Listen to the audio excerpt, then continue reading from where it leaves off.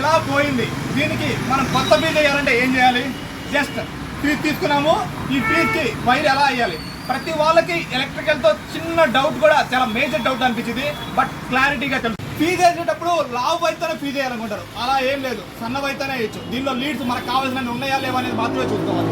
Wire తీసుకున్నాం, ఈ wire లో మనకు కావాల్సిన లీడ్స్ మాత్రమే తీసుకోవాలి. జస్ట్ నార్మల్ గా యావరేజ్ గా మరీ తక్కువ కాకుండా ఎక్కువ కాకుండా మీకు అనిపించిన విధంగా తీసుకోండి, పర్లేదు.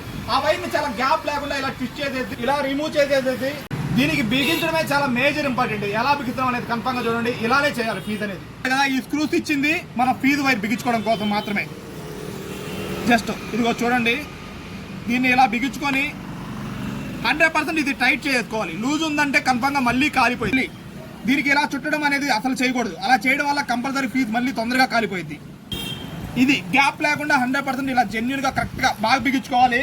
ఇది ప్రాపర్ గా ఫీజ్ వేయడం అండి.